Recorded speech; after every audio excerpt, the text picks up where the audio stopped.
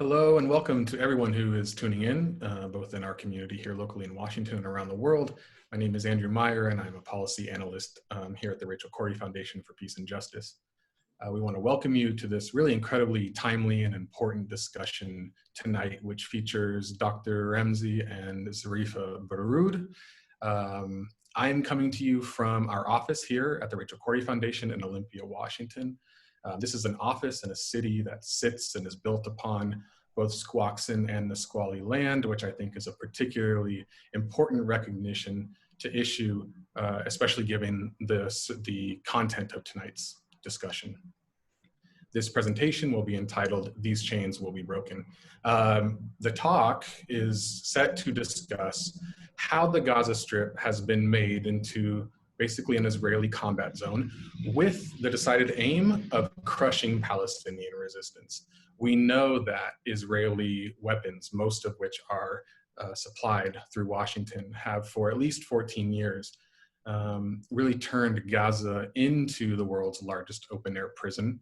However, we also know that neither prison nor siege nor occupation nor apartheid have ended the Palestinian struggle for freedom. Palestinians in Gaza, as elsewhere, are determined to claim their rights, no matter how high the price. And this discussion will touch on the stories of real Palestinians who have paid a very high price for their resistance in all of its forms. Before we get started with this presentation from Dr. Ramzy and Zarefah Baroud, I want to take a few minutes here to thank our co-sponsors for tonight's event in particular, and for Shorouk 4.5, our online Arab festival that is ongoing more generally. All of us at the Rachel Corrie Foundation for Peace and Justice share our deepest appreciation for these 42 individuals, organizations, and businesses who have co-sponsored Shorouk 4.5, the online Arab festival. They have made this event and our full schedule of October online events possible. So please visit our homepage at www.rachelcorriefoundation.org to learn more about these co-sponsoring supporters who hail from both our community here in Olympia and also around the world. They represent really some of the best of the diverse work that is being done by so many of you during these challenges. We want to send a special thank you to our Fig Tree level co-sponsors who have provided support at the highest level. They are Americans United for Palestinian Human Rights, who educate for human rights and complement the work of others who share their concerned values. The American Arab Institute Foundation, who nurture and encourage the direct participation of Arab Americans in civic life, represent the voices of nearly 3.7 million Arab Americans to public and elected officials, and serve as a resource for elected officials. Also, the Heroico Battalion of San Patricio, who work in support of the community of San Patricio in Mexico. The Islamic Center of Olympia, who represent the most diverse faith community in the South Puget Sound, and urge us to reach out to our 500 family-strong Muslim neighbors here in Thurston County. One Earth United, who inspire and motivate connections among different cultures through the universal healing power of the arts, music, and dance, and who connect the right indigenous artists with the right venues. The Palestine Museum, US, who preserve Palestinian history, showcase the Palestinian experience, tell the Palestinian story through works of art, film, literature, and mixed media, and serve as a cultural common ground for all Palestinians. Samia's Kitchen, where you will find allergy-friendly cooking without the fuss, and our individual Fig Tree co-sponsors, Cindy and Craig Corey, and Dr. and Mrs. Raouf Halabi. And now for tonight's presentation, we are joined by Dr. Ramzy and Zarefah Baroud. Dr. Ramzy Baroud is a journalist and the editor of the Palestine Chronicle. He is the author of 5 books on Palestine, including My Father Was a Freedom Fighter, The Last Earth, and his latest book, These Chains Will Be Broken, Palestinian Stories of Struggle and Defiance in Israeli Prisons, which is available now from Clarity Press. Dr. Baroud is a non-resident senior research fellow at the Center for Islam and Global Affairs at Istanbul Zaim University and at the Johannesburg-based Afro-Middle East Center. His website is ramzybaroud.net. Zarefah Baroud is a recent master's graduate from the University of Washington, where her research focused on American aid programs to the Israeli military. She works for American Muslims for Palestine in Washington, D.C., and produces advocacy and education-based content surrounding the Palestinian struggle. Baroud has published various articles in CounterPunch, Common Dreams, The Socialist Worker, and elsewhere. So I want to welcome both of our speakers, and as of now, rightfully so, the floor is yours. Thank you very much, Andrew, for this introduction, and also to the Rachel Corrie Foundation, the incredible work that they have been doing throughout the years. Cindy and Craig really have done a splendid job really in conveying or creating a platform for Palestinian voices to connect with the American community here in Washington State, but all across the United States and across the world, in fact. Also to you, Andrew, and to Alia and all the people who have given us this opportunity to discuss the situation in Gaza, but perhaps with a bit of the greater context than usual. One thing that I would like to start with is that this idea of the siege, Gaza is under siege. It's important for us to understand that this is not a new phenomenon. Gaza has been under siege more or less for 70 plus years and counting. But it is the nature of the siege that has kind of differed, the motives and the objectives of the siege that have differed throughout the years. Now we know the struggle in Gaza and the suffering of the Gazans is really a direct result of the Nakba, the catastrophic destruction of the Palestinian homeland in 1948, which resulted in a huge influx of refugees, an estimated 800,000 plus refugees. Nearly a quarter of these refugees ended up being in Gaza, and they became the main population of the Gaza Strip. They built refugee camps, they lived there ever since. Of course, it has been a very difficult existence. From the very beginning, they subsisted on so very little, and they had been part of what we call this Israeli experiment of Gaza. So Gaza, for 70 plus years, have turned into this massive Israeli experiment. Now, why is Gaza important? Usually within the solidarity movement, within various media organizations, whether alternative or mainstream, we tend to look at Gaza as some kind of it matters to us, or the plight of Gazans is accentuated whenever Israel decides to go to another war on Gaza. So suddenly Gaza becomes important, and you either view Gazans and Palestinians there either as terrorists, who are threatening the very existence of Israel and Israeli security and so forth, or the more sympathetic side looks at Gaza and Gazans as perpetual victims. But of course, Gaza exists between these kind of polarized view of what is happening. Gazans are not perpetual victims and certainly are not terrorists. Gazans are people who have been pushed into a reality that they haven't created. It was the state of Israel that has created, and they are trying to not just simply cope with that reality, they are trying to fight back. The centrality of Gaza in the Palestinian discourse is really the centrality of resistance, al-muqawama, within the Palestinian discourse. From a geopolitical point of view, Gaza tends to be marginalized. In fact, throughout the years and in many political discourses written about Palestine, the discussion has largely centered around the West Bank.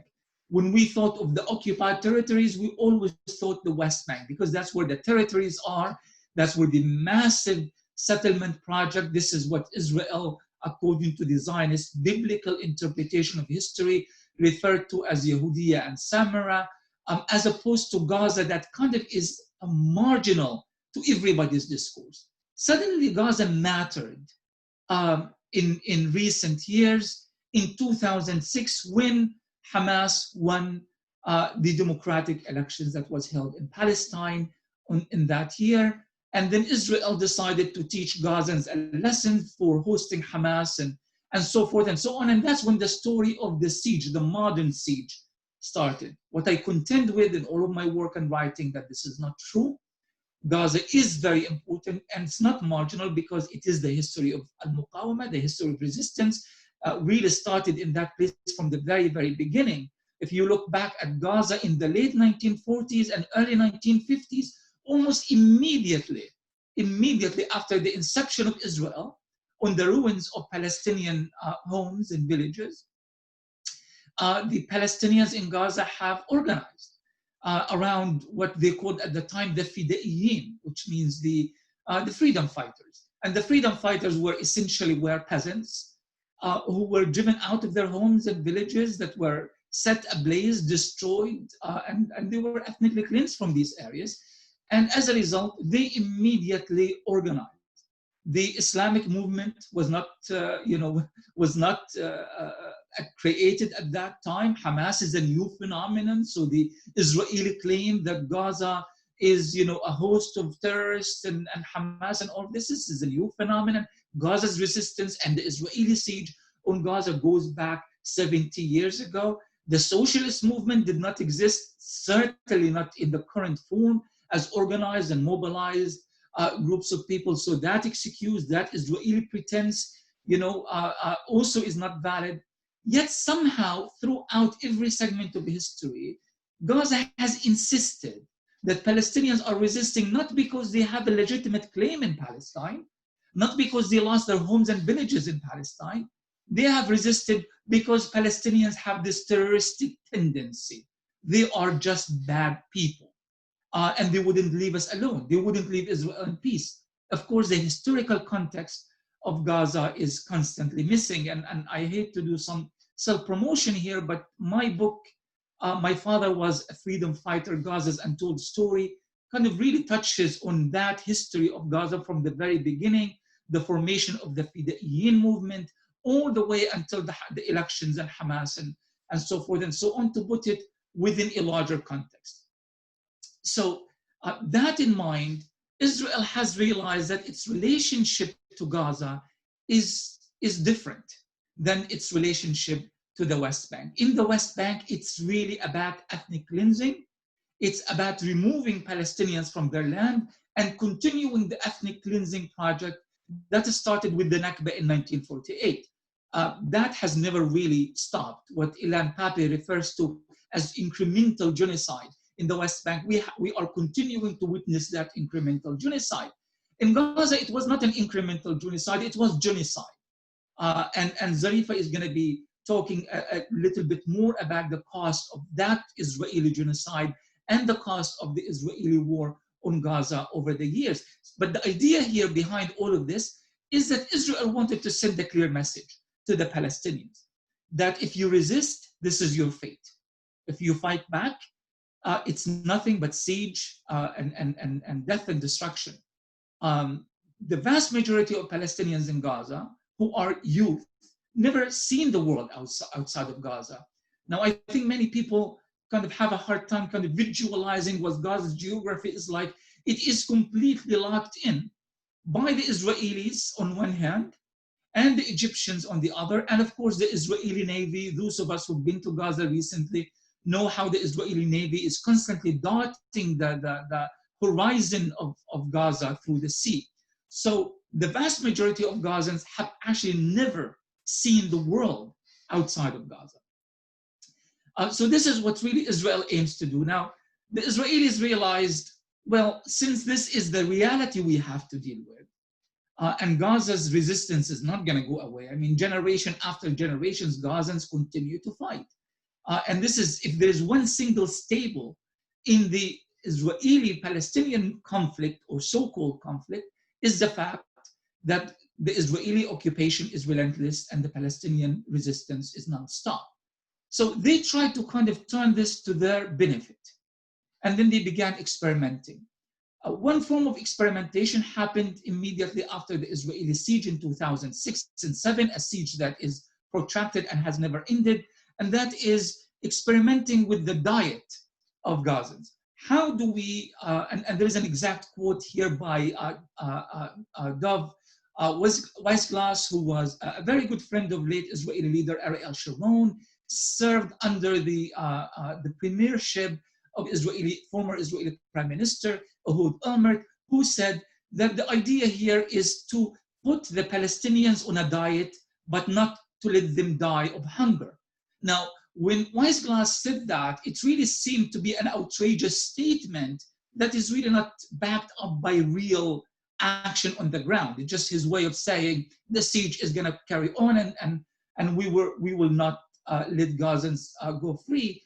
But it turned out, according to Haaretz and other newspapers, that leaked information from 2008 actually saying that the Israeli government was counting the calories, the caloric intake of Gazans.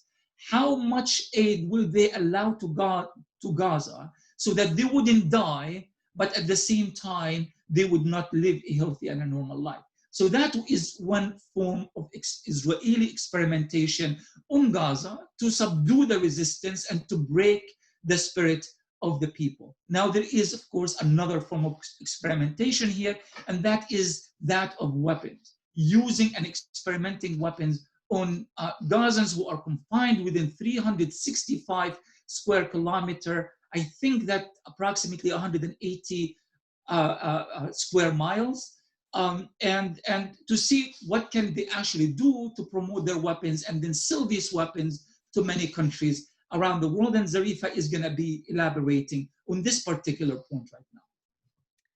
So Israel has a long history of employing experimental weapons, especially during assaults on the Gaza Strip.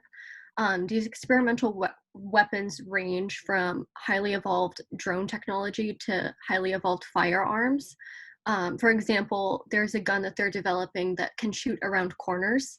For example, one of these munitions that I would like to talk about in particular was they're called dye munitions, dense inert metal explosives that were actually developed by the US Air Force in 2006. There is evidence of these munitions being used in densely populated civilian areas in 2009, 2012, and in the most recent major war in 2014.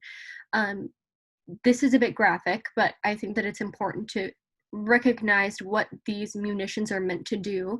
But these types of bombs have a cancer-causing metal in them, which causes a very destructive blast, which is able to slice through flesh and bone, often decapitating the lower limbs of people in the blast's range. And so a lot of the victims that we see in pictures on Facebook or on Twitter of people who have been mutilated or amputees, they're often victims of these type of American-made munitions that Israel is experimenting on Gazans with. Thank you for that, Zarefah. You know, as I grew up in a refugee camp in Gaza called Nusayrat, and I do remember, you know, this idea of experimenting on Gazans is something that goes back many, many years. Of course, this is one of the myths that I'm trying to challenge here, is that, you know, the struggle and suffering in Gaza is not a new phenomenon. Everything we are actually talking about right now can be traced back to history all the way to 70 years and counting. And I remember you know, when during the first Intifada, when they used, they started using rubber bullets, and then they start using live ammunition, and that was killing a lot of people, and mostly children, including some of my classmates back in the camp. But when they came under international scrutiny and criticism over, you know, using live munition against children, some throwing rocks at the Israeli soldiers, others not, they developed a special kind of bullet that first, they used a kind of bullet that was made of metal, but it was coated metal. And then they would tell the media, look, it's a metal bullet, it doesn't hurt anybody, but it was actually a thick metal bullet underneath it. And if it hits certain parts of your body, especially the neck and the head area, it would kill you, and it killed many children at the time. And then they used another kind of bullets that was explosive bullets, It's very small. It goes inside the body and it explodes then. And now they have a much more deadly version of it that they are using in Gaza right now. But I remember how incredibly difficult it was for doctors to try to trace every shrapnel of that bullet in order for them to ensure that the bleeding, the internal bleeding that it causes, stops. So this whole experimentation, and now that experimentation is really working out very well for the Israeli industry, because you have Israel is now number 7 in the world in terms of weapons exports. They are making literally billions of dollars in profits, and they are selling this death technology all over the world, and sadly to some Arab countries. And sadly, they are promoting these kind of weapons as combat proven. They are telling the world, we have used it against Palestinians and we promise you it works. And sadly, many countries around the world are actually buying it. But also there is the siege experiment. Again, the siege is not something that has been around for 13, 14 years. It's been around for a long, long time. And I remember when I left Gaza for the first time, trying to get to my university in Egypt, that was in the early 1990s, I had to meet with the Israeli Shin Bet or Shabak, that's like the Israeli equivalent of the FBI. And they had me, like they have so many other Palestinian kids and students, sign a document that says, I will not come back for 3 years. Meaning that you come back just before you are about to finish your education, your 4-year degree, and then they would start the negotiation process with you, hoping to recruit you as a collaborator with the Shin Bet. And sadly, some kids who spend their entire, their family's life savings in order for them to get proper education, find themselves actually compromising and selling information or giving information about Palestinian activists in Egypt or in Syria or anywhere else in the world. And so they use that as a recruitment tactic.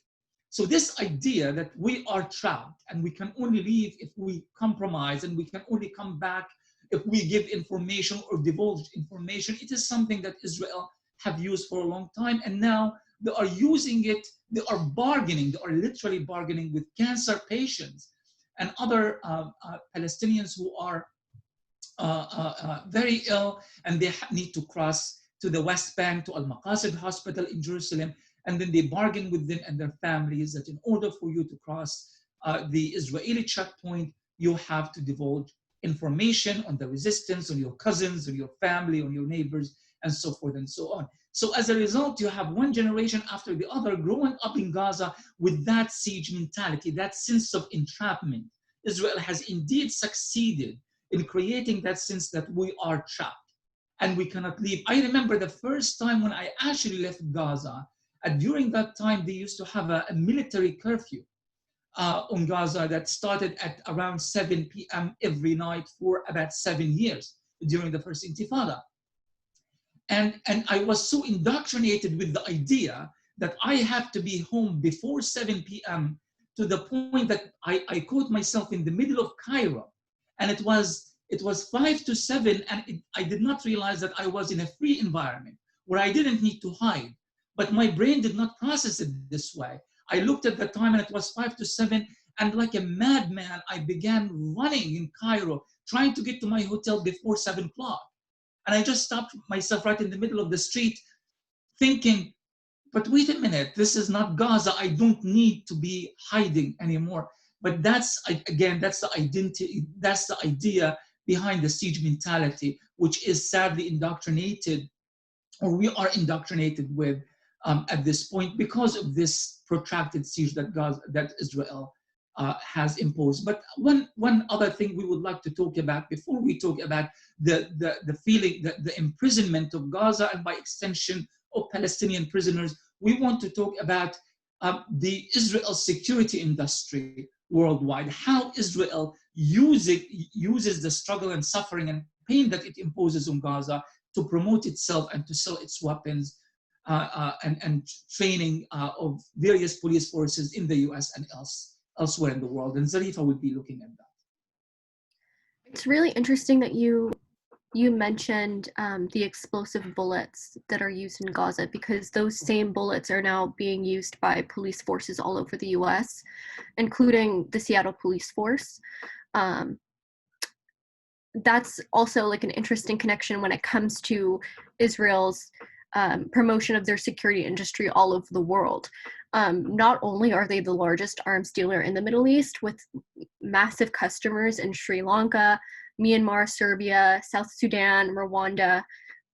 They've even signed deals with Rodrigo Duterte from the Philippines and Myanmar's military, both people that have been accused of the most egregious war crimes. But this subject hits even closer to home in the sense that Seattle police, the police that protect our city, supposedly are trained by Israeli officials in Israel. So after 9/11, the Anti-Defamation League and the ADL and the Jewish Institute for National Security Affairs, or JINSA, began sponsoring massive delegations of US law enforcement officials to Israel to receive training from Shin Bet and the military and the police and and border security. The law enforcement groups from the US that go there include police, ICE, Customs and Border Protection, and the FBI and the CIA. So it's very much ingrained in American policing, these tactics that Israeli officials teach US officials. These tactics that they teach them range from mass surveillance and how to use Israeli surveillance technology, which I'll talk about in a second, the infiltration of communities, crowd control, or really the repression of protest, which we can see very similar tactics happening right now in the US, and we could see those same things happening at the Great March of Return in the Gaza Strip, a lot of these same tactics. And these trainings are that take place in Israel or in the US. Hundreds of law enforcement officials go to Israel, but there's also thousands of law enforcement officials in the US that are trained by Israeli officials in the United States. So some of them don't travel to Israel, but a great deal of them, but whatever country they're in, getting trained by Israeli officials, that's also a great venue for these departments to make weapons deals with the Israeli military as well as Shin Bet.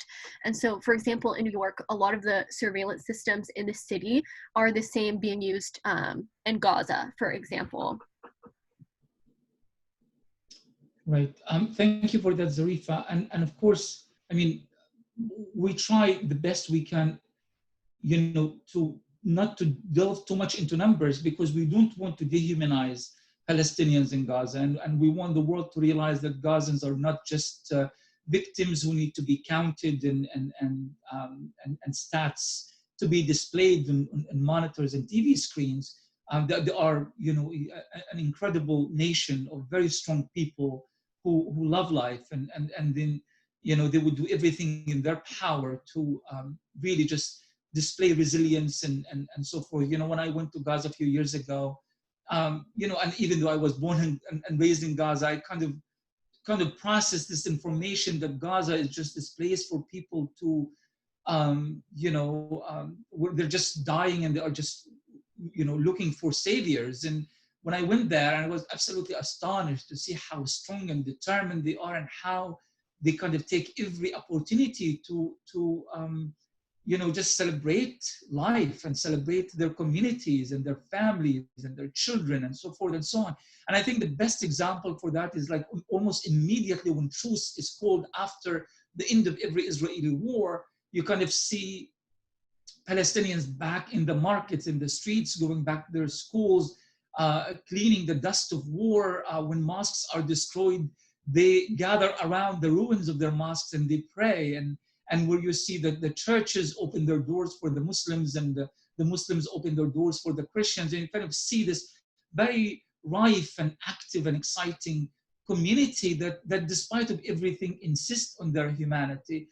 But that said, we also need to acknowledge that there's a great deal of victimization that happens in Gaza. For example, after the last major war in 2014, we're looking at anywhere between 2,100 to 2,300 plus Palestinians who were killed, over 500 of whom were children. Thousands were maimed and injured. Numerous houses, like nearly 20,000 homes that were either completely demolished, destroyed, or severely damaged. Hundreds of schools, mosques, hospitals, as well as government buildings, police stations, and so forth and so on. So you're looking here at a massive, massive destruction. But because Israel doesn't allow cement into Gaza, does not allow Gaza to rebuild, that's where the ingenuity of the Palestinian comes in, where they will take the rubble and the crushed cement of the demolished building, they further pulverize it, they crush it, and they rebuild using that exact same cement to build new homes, new schools, new mosques, new churches, and so forth and so on. So you are looking here at a great deal of victimization, but you're also looking at the inspiring beauty of the human spirit, where Gaza has truly represented, if you want to talk about a human experiment of resilience and spirit and resistance, then Gaza is definitely the main example of that. Now, one last issue we would like to touch on here is that of prisoners. Because, let's be honest, when we talk about prisoners, we are also talking about not only the 5,000 Palestinian prisoners who are in Israeli prisons right now. We are looking at these prisoners as a microcosm of the larger prison that is Palestine. Palestinians living in area A, B, and C in the West Bank under military occupation, and Palestinians living in the open air prison that is Gaza. But we are also looking at the thousands of prisoners who are being held in Israel, many of whom go through this ritual of torture and humiliation that often leads to prolonged imprisonment. And Zarefah would be looking more at this. So before we look into kind of the human aspect of prisoners and humanize the subject more, I would like to give a little bit of a historical context to the military court system that Palestinians are subjected to in the West Bank. However, the reality of prisoners originating from Gaza is pretty different. And so I would like to talk about that a little bit. So beginning in 1967 to 2005, military law and therefore the military court system applied to both the Gaza Strip and the West Bank. But with Israel's disengagement in August of 2005, this changed the jurisdiction of the Palestinian National Authority over prisoners from the Gaza Strip. So this shifted, especially to war. So for instance, the majority of arrests that happen in Gaza by Israeli agents happen when Israeli agents are on the ground. So during times of a military assault, for example. And also as another example of how Israel treats resistance and how they use prisons as a tool to thwart resistance. During the first Palestinian Intifada, Israel prison population in the entire world. And during Operation Protective Edge in particular, many Palestinians were arrested, apprehended on the ground, and arbitrarily detained within Israel. And this included, like you mentioned, Dr. Baroud, the Navy's impact on this as well. 60 fishermen from Gaza during this war were arrested. Also business people and ill people trying to seek treatment in the West Bank were arrested and imprisoned in Israel. More than 200 of these arrested were subjected to military interrogations, which, like you again mentioned, Shin Bet worked with these 200 Palestinians, tortured them into giving information about Palestinian resistance. And so that's also a large motivator for Israeli agents, is to arrest people with the hope of either attaining a false confession or attaining information about resistance that could help their military. And obviously the actions of these Israeli agents and of the Israeli prison system are against the Third and Fourth and Geneva Convention, and I'm sure many other international humanitarian laws. And I know that in my work, we talk a lot about prisoners originating from the West Bank, and I feel that prisoners from Gaza aren't given the same attention, unfortunately, but the conditions of Gaza follow them, in a sense, when they are imprisoned in Israel. So even though prisoners from the West Bank, when they are arrested, they are taken to Israel, because there's only one Israeli prison within the West Bank, and so they are taken outside of the occupied territories, which is also against international law. But the visitation process is not easy for those prisoners either, but it's easier than for Gaza. So when a Gazan prisoner is taken into Israel, Israel has actually implemented a total prohibition of family visits to prisoners in Gaza. And so even though prisoners in the West Bank have so few little rights, that's exacerbated for prisoners originating from Gaza. There was a lot of resistance in Israeli prisons from prisoners from Gaza. For example, hunger strikes, mass hunger strikes to resume family visits, but the visits ended up being inconsistent, and then slowly but surely they cut them off again from their families and from any life.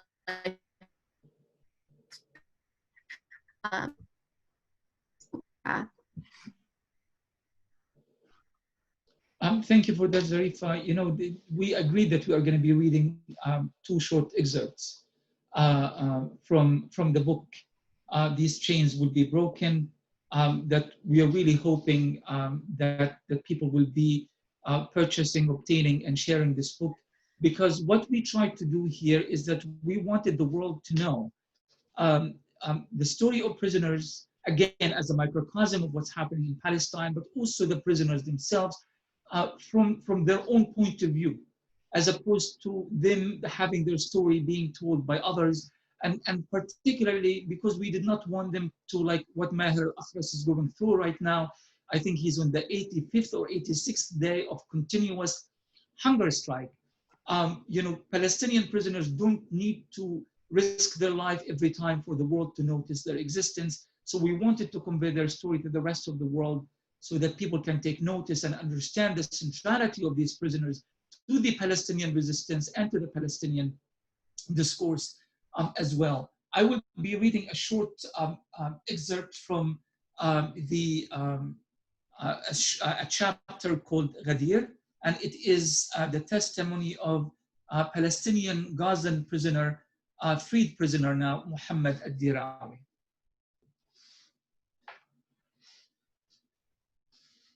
Before I was brought to the Nafha prison, I endured several long bouts of torture, each extending for 55 hours at a time. They had me stand blindfolded in the same position for 12 hours at a time. They placed me in a refrigerator-like room and kept lowering the temperature until I thought I was going to die from cold. They took shifts beating me. They tied me to an intentionally unstable chair for many hours. They placed a filthy bag on my head for long hours, leaving me gasping for breath, thinking I would suffocate at any moment. I was 23 at the time of my arrest. True, I was young, but I was mentally prepared for any eventuality. I had seen enough pain and suffering in my life that would have prepared me for a lot worse. I lost nearly 20 kilograms, about 45 pounds, during the initial torture stage, which lasted for 71 days straight. Not only did they fail to break me, I reached a point where I simply decided not to acknowledge the existence of my interrogators. I told the officers who questioned me under constant duress, "I do not see you." They were baffled and kept yelling in my face to answer their questions. But I kept repeating, I do not see you. All of their beating could not make me stop. My interrogation commenced the day I was detained, on March 1st, 2001. After that, I spent 2 years waiting for the verdict, which was handed down by an Israeli military court on March 20th, 2003. I was sentenced to 30 years in prison. After announcing his decision, the judge asked me, "Do you wish to apologize for what you have done?" "I have nothing to apologize for," I replied, with my head held high. "I will never apologize for resisting the occupation, defending my people, fighting for my stolen rights. But you need to apologize. And those who demolish homes while their owners are still inside are the ones who must apologize. Those who kill children, occupy land, and commit crimes against unarmed, innocent people are the ones who need to apologize." He did not like my answer and shouted at me to stop, but I would not. This is a testimony of Muhammad al-Dirawi, and Zarefah, you will be reading one last testimony. Yes, I'll be reading the testimony of Wafa Samir Albis from the chapter Hanan is Tenderness. This is a story that Wafa told about the cat that she befriended in her prison cell in Israel. My darling Hanan was very, very beautiful. I adopted her. I looked after her, groomed her, and shared my food with her. When the prison administration would cut down the rations to punish me, I would give it all to Hanan, because the love and warmth I received from her far exceeded whatever love I could have given her. I used to talk to her for hours as a close friend. I know and truly felt my suffering. And whenever she winced, I felt that she was saying, "Yes, I hear you, and I feel your pain." My cell was underground, with Hanan in the prison's concrete courtyard. I built her a little house using discarded cardboard. I snuck food out of my cell whenever I went on Al-Fura and placed it in her house. That is how I was able to familiarize myself with her that was how I was able to familiarize her with her new place. When our friendship became stronger, she would come looking for me in my cell. I would save her the only piece of chicken I received with my meal every Friday because Hanan liked meat. She would sense my presence at the door of my cell and come running. When she drew closer, I would stick my hand out of the little opening of my cell door and to caress her. I would peer out of the door and look into her eyes and talk to her for a long time. I told her many a time that I was lonely and that the walls of my cells were closing in on me. I told her that I was a prisoner with so much pain and that no one could understand my suffering. I told her how much I missed visits from my family, who were forbidden from seeing me for years. I told her how I was unjustly treated and that this was not my place in this world. She would look at me and hang on every word as if she understood my anguish. One day, I asked the prison guard for a cup of tea, as I was denied having access to any food or drink in my cell. I was surprised when she agreed. She asked me to extend my hand from the little trap door to fetch the cup. When I did, she poured boiling water all over my hand, leaving me with third-degree burns that continue to cause me tremendous pain to this day. I still hope that someday someone will help me treat my unhealed wounds. On that day, I screamed in pain for hours, and no one came to my rescue except for Hanan. She ran to my door and she wept. We cried together for a long time. Sometime later, I realized Hanan was pregnant. I reinforced her cardboard home and covered the floor with one of my 2 dresses that I was allowed to keep in my cell. I used my favorite white dress. I cut it into small pieces and lined the floor with it. Then I moved the whole box behind the portable toilet in the courtyard for extra safety. When she finally gave birth, I increased the portions of food and water for her and her kittens. But the guards found out. They told me, "This is unacceptable and disgusting." I wept in front of them. I cried, "Please don't take away my friend. Please don't separate us." I felt that they thoroughly enjoyed seeing me in this desperate condition. To further my torment, they poisoned Hanan and her babies. I watched the little kittens cling to their mom's side as they reeled in pain. I sat beside them sobbing and imploring God for mercy.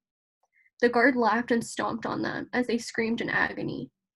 A large guard placed his heavy boot on Hanan's face and crushed it. To this day, I still hear their voices. I am constantly visited by the horrific images of the pool of blood and the bodies of my best friend and her babies scattered around the prison yard. Hanan was the only hope that kept me strong, and the Israelis crushed it without mercy. After the death of Hanan and her little ones, I launched an open hunger strike. I did not have any demands. It was the only human thing I could do to rebel against the inhumanity. Israelis are so blinded by hate to the point that their hearts have grown so callous. What had Hanan done to deserve such suffering? Her only crime was that she had given a ray of hope to a lonely prisoner longing for her freedom. Hanan will live in my heart for as long as I breathe. Thank you, Zarefah. I know it's a difficult thing to read, and the book is kind of filled with these kind of stories. But the idea here is to kind of really reclaim the Palestinian narrative by the Palestinians who are most affected by it. So instead of them kind of being outsiders to their narrative, kind of peering in, no, they are taking charge of telling their own story. And you said it beautifully, so thank you for that. Andrew, I think we are done with our presentation. If you have any questions you'd like to ask. Yeah, I have just a couple of questions. I think maybe one for you, Ramzy, first, and then one for Zarefah, and then maybe one that the two of you can answer together. I mean, the stories coming from the prisoners are, of course, terrible to hear, but also, of course, very important to be presented. And I think, of course, that's the beauty of the new book. The new book, again, is These Chains Will Be Broken, Palestinian Stories of Struggle and Defiance in Israeli Prisons. It's available now in Clarity Press. In the introduction, you have this beautiful framing of the stories that are presented in the subsequent chapters. You frame them under this notion from Antonio Gramsci, of course, the Italian Marxist who was imprisoned himself for more than a decade under Mussolini. And you use this concept that he developed of the organic intellectual to help to describe sort of how you see these prisoners who are offering, and former prisoners who are offering these stories as part of your book. So I just was wondering if you could maybe say more about this concept, kind of why you chose this to help introduce these prisoners and former prisoners, and sort of what that concept means to you and their stories. Absolutely. I think that the roots of that, Andrew, and I believe both of us have finished our PhDs from the same university, from Exeter, where Ilan Pape is there, and at the European Institute for Palestine Studies, and there's so much emphasis on kind of trying to give the Palestinian voice greater prominence. Now, for me, the issue was this. There are so many people who kind of claim to speak on behalf of Palestinians, as if the Palestinians have become a liability to themselves, that if Palestinians speak, nobody will either comprehend or sympathize or needless to say, understand. And we also went through this long period in which we were confronted as Palestinians where, where is your Gandhi, where is your Mandela, where is your this, where is your that? And we are, even among our own solidarity friends and activists, like we are constantly trying to prove that we do have people who are capable of presenting the Palestinian story, the Palestinian narrative with integrity, with clarity, and so forth and so on. Until I began studying Gramsci and reading his books, Notes from Prison, where this concept of the organic intellectual, what Gramsci is saying, there is no such thing as a group of people, an elite that is called intellectuals, and they are navigating separate from the rest of the world. If they do exist, this is what he calls intellectualism. The idea that you are basically like almost like an orator, but not someone who's truly connected to the people and to the real context of how struggles and resistance and defiance evolves and develops. The other thing that what Ramzy is saying is that for a long time we have sidelined the idea that emotions and feelings are so essential to how intellectuals should be presenting stories. So intellectuals think of so-called experts or spokespeople who, on American television, who come using very dry language, very specific, cliched language, and they speak in a way that they are like almost, independent from the people and have no connection with them whatsoever. What Gramsci has developed is the idea of the organic intellectual. In my opinion, he was the ultimate organic intellectual, is that a true intellectual is someone who is living the experience of the people and reporting on it at the same time. In other words, all of those people in the Palestinian Authority, for example, who claim to represent the Palestinian people, they actually don't. And many of the academics who are running around in speaking circles, talking about the Palestinian people, they actually don't represent the Palestinian people. And even though I lived and I was born and raised in a refugee camp, there was a degree of disconnect, and I worried myself that maybe I have reached a point where I am no longer able to connect with the people. So the idea here was, why not develop a form of history from below, or people's history, in which the Palestinian people, the true intellectuals of Palestine, those who are in prison and outside, those who are fighting the daily fight and very much capable of articulating their own story, why can't they deservingly and rightly be the center of the Palestinian narrative?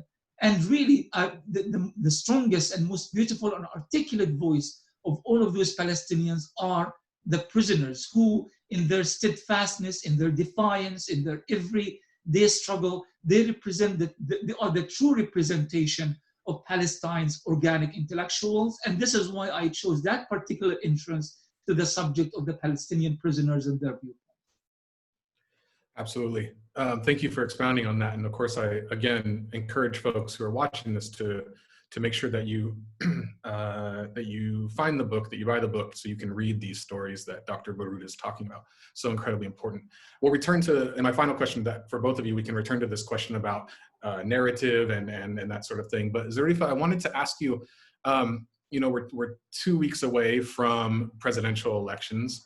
And also local elections, wherever it is that you may live. You have a recent piece in CounterPunch that was published this month, where you discuss the implications, particularly of the Leahy laws, and what that means for presidential platforms related to, well, really arms sales or such practices anywhere, but particularly in relation to aid to Israel and that sort of thing. So I was wondering if you could offer the viewers a little bit of insight into what we should be looking for, perhaps maybe what we should be basing our political work around, regardless of really who wins that presidential election, and what we can be doing to help make sure that any of the aid that's going to Israel, preferably no aid would be going, but at least that we can put some pressure to make sure that aid is not used in ways that have been described during the talk. So a genuine concern that I think a lot of Palestinians have is that if Biden were to be elected, is everyone going to go back to brunch? Is everyone going to stop protesting? Is everyone going to stop holding our elected representatives accountable because we have a more palatable person in office? And that's kind of what this article is about. It's saying not only Republicans break the law, not only Republicans break humanitarian and international law. And I used Biden's statement regarding his loyalty to Israel as an example of this.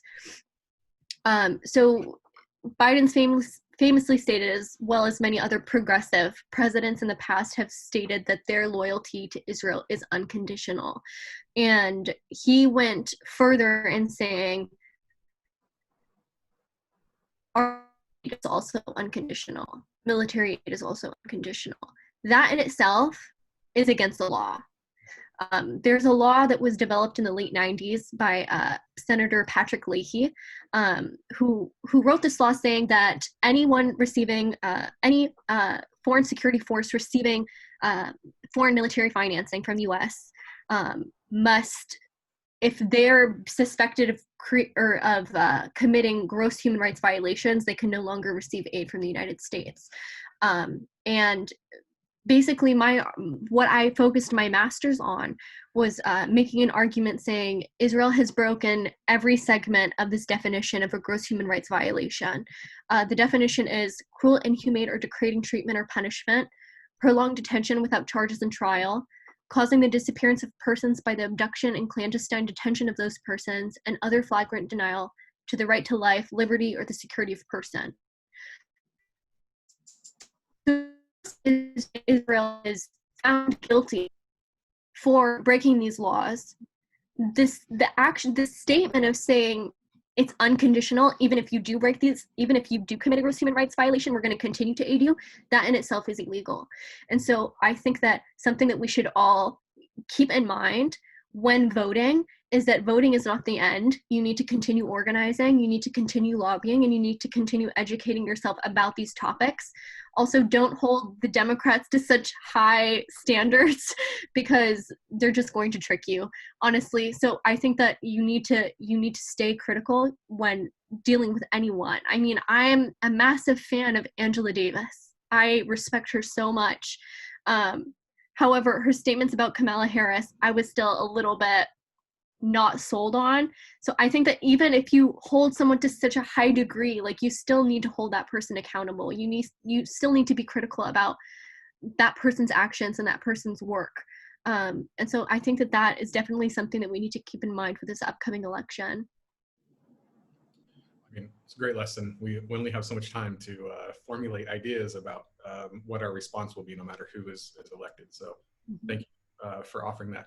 And just as a final question, you know, both of you have touched in one way or another on this question of narrative and, you know, who is allowed to, so to speak, to present a narrative and this sort of thing. And I think this is, of course, reflective of Edward Said's, you know, question some decades ago. I don't think much has changed since he was posing those questions. We also have this new research from Maha Nasser at 972, who found that since 1970, there have been more than 2,400 opinion pieces written in the New York Times about Palestinians, and only 46 have been written by Palestinians. So that's, you know, just under 2% of opinion pieces in the Times are actually written by Palestinians. So I guess the question is, well, two parts. One, would just like to give you some more time to say anything else that you would like about this question of narrative and who is presenting narrative.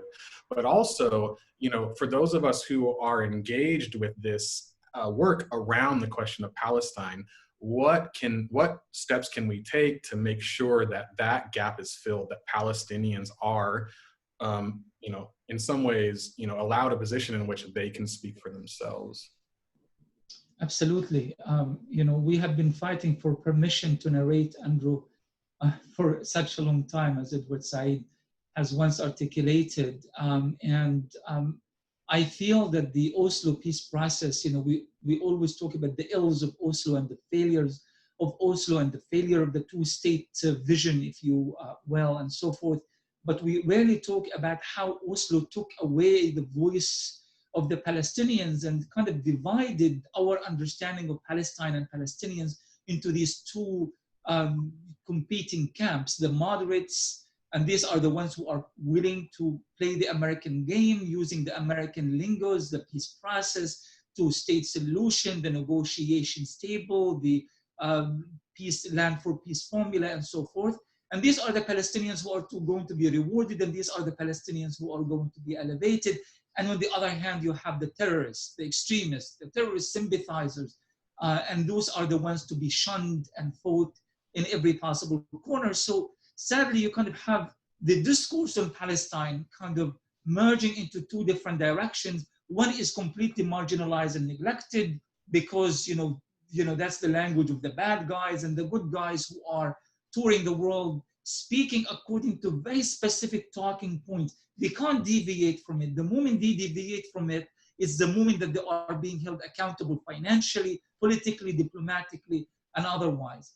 And the sad thing is that when you have these two emerging discourses, one marginalized and one elevated, the true voice of the Palestinian people have been completely neglected and overlooked.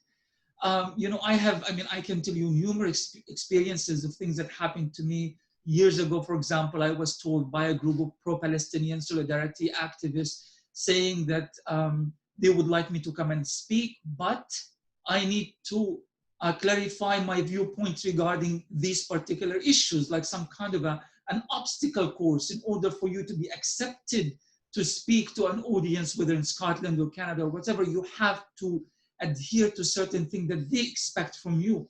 The other things I have rejected many times, speaking at conferences that are about Palestine, and they are supposedly championing the Palestinian cause, in which you don't have a single Palestinian speaking.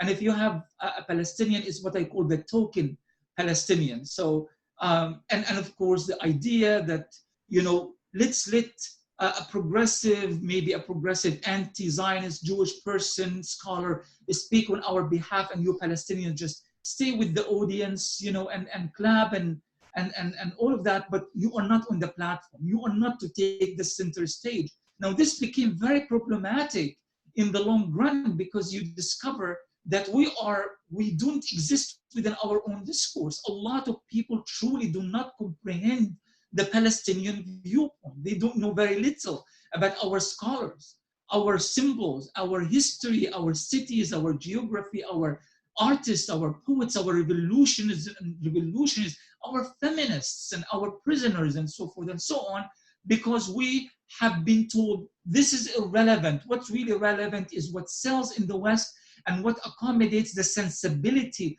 of your Western audience. This is why we are marginalized completely in mainstream Western media, and in the alternative media, they can be quite selective about what Palestinian to speak and what not. Just one last example I want to give about this, Andrew, so I don't exceed my time. We have Maher al-Akhras, a Palestinian prisoner who has been on a hunger strike for 85 days and counting, and he is literally on the verge of death. There is an organization here in the US, pro-Palestinian organization, that refused to actually champion his cause in the beginning, because they said, well, he is being accused of being affiliated with an organization that is on the FBI terrorism list. And therefore, let's not talk about him, because this could be consequential in the way that people view us and view. So you see, you have, as a Palestinian, you have to fit a very specific criteria. And if you don't belong in that narrative. And this is what we are doing now. We are saying, no, we are not to be divided between Hamas and Fatah. We are not good guys and bad guys, extremists and moderates. These are the Palestinian people. This is our story.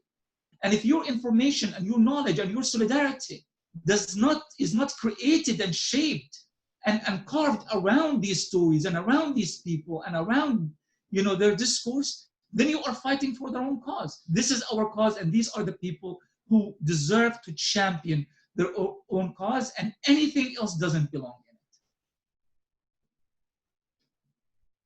Did you want to add anything, Zarefah? I just want to give you some time just in case. I think he covered everything, but something that I would love he said is that these dynamics of having to kind of pass this litmus test in these spaces don't just exist in mainstream media, but they do exist in progressive spaces as well. So if you're in these spaces, keep an eye out and defend your Palestinian comrades if you can.